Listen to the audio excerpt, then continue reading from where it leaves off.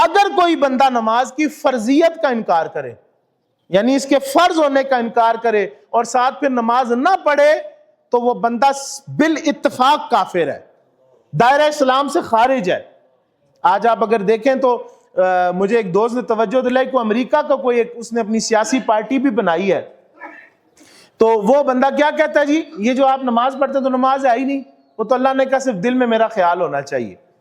تو جو صریح نماز کا انکار کرے اور پھر نماز نہ پڑھتا ہو تو وہ کیا ہے، بالاتفاق پکا کافر ہے اور دائرہ اسلام سے خارج ہے۔ ہاں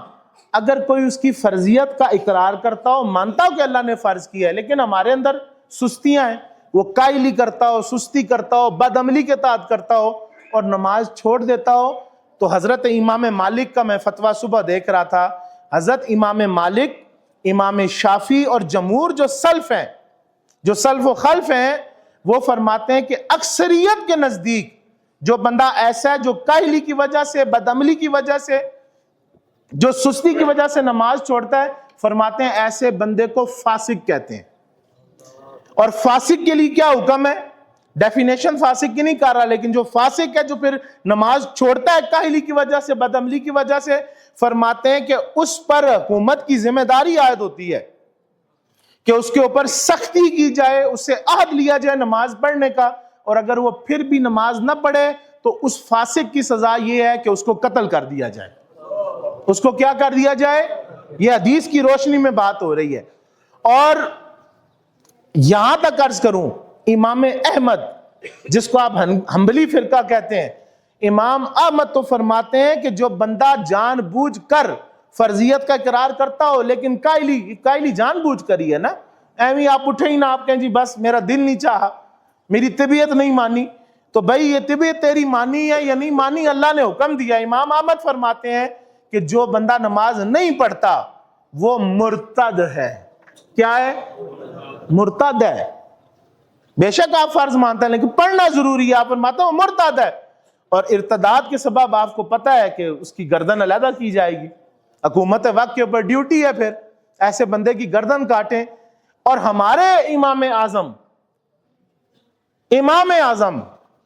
کیا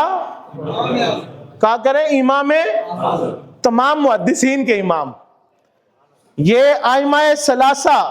امام مالک، امام احمد بن حنبل، امام شافعی، ان کے بھی استاد،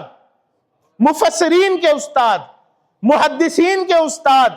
اللہ کے ایک ولیوں کے بادشاہ امام اعظم، کوئی عزت کرے نہ کرے جائے جہنم میں، اللہ نے ان کو بڑا بنایا۔ امام اعظم ابو حنیفہ، حضرت نعمان بن ثابت رحمت اللہ تعالی علیہ، احناف کے بادشاہ اور تمام ائمہ کرام کے سر کے تاج، آپ فرماتے ہیں کہ جو بندہ، یعنی اہل کوفہ جو تھے نہیں جی، آپ فرماتے ہیں ان کے نزدیک یہ تھی، اور احناف کا بھی موقف ہے کہ جو نماز جان بوجھ کر چھوڑتا ہے اس کو کیا کیا جائے گا؟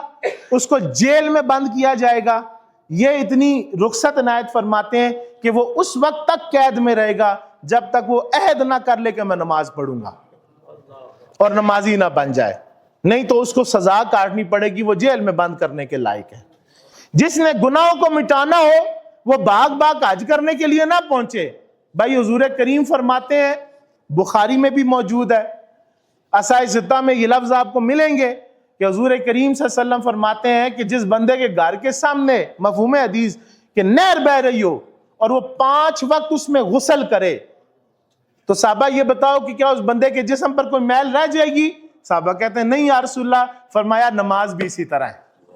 جب بندہ 5 وقت نماز پڑھتا ہے اس کا کوئی گناہ باقی نہیں رہتا۔